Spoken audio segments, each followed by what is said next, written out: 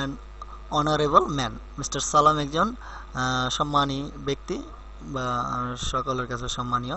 তো এখানে দেখো অনারেবল, এখানে আমরা এইচ হনারেবল উচ্চারণ করছি না, আমরা অনারেবল, এইচ সাইলেন্ট, তো আমরা এইচ কনসোনেন্ট হওয়া সত্ত্বেও এখানে এন বসলো। আসলে আর্টিকেলে কিছু ব্যতিক্রম নিয়ম থাকে, যে আসলে নিয়ম বলা হচ্ছে যে কনসোনেন্টের পূর্বে এ বসে, ভাওয়েলের পূর্বে এন বসে, কিন্তু তারপরেও দুই একটা করে ব্যতিক্রম নিয়ম হয়ে যাচ্ছে। যেমন ইউ যদি ইউ এর মতো উচ্চারণ হয়, ও যদি ওয়ার মতো উচ্চারণ হয়, তাহলে তার পূর্বে কি হয়ে গেল, এ বসলো, আসলে সেটি ভাওয়েল ছিল। আবার এখানে দেখো ইউ এইচটা কনসোনেন্ট, তারপরে তার পূর্বে কি হয়ে গেল, এন বসলো। আবার আমরা একটু আগে বলেছিলাম যে দেখো আওয়ার হেডমাস্টার ইজ অ্যান এম-ই-ডি। হ্যাঁ, আমরা একটু আগে বলেছিলাম যে সংক্ষেপে কোনো কিছু দ্বারা কোনো কিছু বোঝালে তাহলে তার পূর্বে আমরা অ্যান ব্যবহার করব। কিন্তু দেখো এখানে কনসোনেন্ট ছিল, এখানে কনসোনেন্ট থাকার কারণ, কনসোনেন্ট হওয়ার পর সত্ত্বেও আমরা কিন্তু অ্যান ব্যবহার করছি। কিন্তু আমরা বলেছিলাম যে সংক্ষেপে দ্বারা অর্থাৎ এই যে ডট ডট দ্বারা M M BS MBS MBBS, এই যে শর্ট শর্ট দ্বারা যে এগুলো বোঝানো হচ্ছে, এগুলো আসলে এগুলো বুঝালে আমরা ধরে নেব যে এগুলা এন। কারণ এই যে এগুলো তো একা একা উচ্চারণ হতে পারে না, ভাওয়েলের সহযোগিতা লাগে। তো আসলে আমরা আমাদের যে নিয়ম বলছিলাম সে নিয়মের একটু আবার বলি, যে ইউ যদি ইউ এর মতো উচ্চারণ হয় তাহলে এ বসে, আর যদি ইউ এর মতো উচ্চারণ না হয়, এটা যদি ভাওয়েল, তাহলে ভাওয়েলের পূর্বে এন বসে। আমাদের এই যে ভাওয়েলের পূর্বে এন বসানো হয়েছে। আর অনেস্ট, এইচ যেহেতু কনসোনেন্ট, তার পূর্বে এ বসার কথা ছিল, কিন্তু এইচ উচ্চারিত না হওয়ায় অনেস্ট উচ্চারিত হয়েছে, এইচ সাইলেন্ট, তাই এন বসেছে।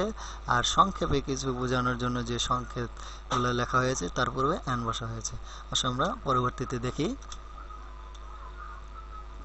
এখানে আমরা কিছু চিত্র দেখতে পাচ্ছি। হ্যাঁ, এখানে দেখি ইউনিক থিঙ্ক, অর্থাৎ কি, অর্থাৎ একক বা প্রকৃতির কিছু বস্তু। হ্যাঁ, তারপরে কি ইউএসএ একটা কান্ট্রি বা শর্ট দেশের নাম। এটা কি অকেন্স বা ওই সাগর, হ্যাঁ, অকেন্স সি, রিভার নদী, সাগর, নালা, কি নিউজ পেপার। হ্যাঁ, we must the use before the we must use the before them. তো আচ্ছা, ইউনিক কি, পৃথিবীতে আছে এমন একটি করে বস্তু, যেমন চন্দ্র, সূর্য, হ্যাঁ, তারপরে মাউন্ট এভারেস্ট, তারপরে যে ধরো যা কিছু পৃথিবীতে একটি করে আছে, যেগুলো যেগুলো দ্বিতীয়টি নাই।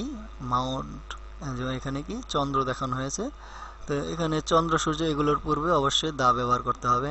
কোনো কান্ট্রির নাম শর্টকাটে যদি বসানো হয়, আমরা একটু আগে বলেছিলাম যে শর্টকাটে যদি, যেমন এমবিবিএস, এলএলবি, এমপি, এগুলোর পূর্বে যদি আমরা কি বসাবো, এন বসাবো। কিন্তু আবার একটু বিষয়ে একটু ব্যতিক্রম আমরা খেয়াল করছি, যে এখানে কি আছে, এখানে হ্যাঁ কান্ট্রি, এখানে কান্ট্রির শর্ট নেম, যদি কোনো দেশের শর্টভাবে নেম করা হয়, ইউএসএ, ইউএ, হ্যাঁ, ইউনাইটেড স্টেট, হ্যাঁ, এরকম যদি সংক্ষেপে কোনো দেশের নাম বলা হয়, তাহলে তার পূর্বে আমরা দা ব্যবহার করব। নেম অফ অকেন্স, যদি নদী, নালা, সাগর, পর্বত, এগুলো নামের পূর্ব আমরা দা ব্যবহার করব। নিউজ পেপার, কোনো পত্রপত্রিকা, বা তারপরে আসো কোনো ইতিহাস, কোনো কোনো নামি দামি গল্পের বই, এগুলোর পূর্বে আমরা দা ব্যবহার করব। We must use before the. আরও অনেক নিয়ম আছে, আমি পরবর্তীতে এটি আরও আলোচনা করব।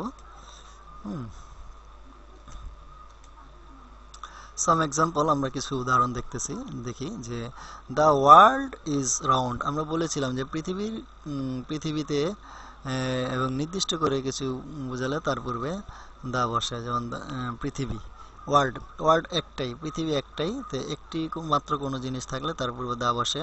I am from the USA, USA মানে তিনি একটা দেশের শর্ট নেম, হ্যাঁ, একজন ইউএস থেকে আসছে। আর একটি হলো যে I love to read the daily star, daily star একটি পত্রিকার নাম, তাই এই পত্রিকার নামের পূর্বে দা ব্যবহার করা হয়েছে।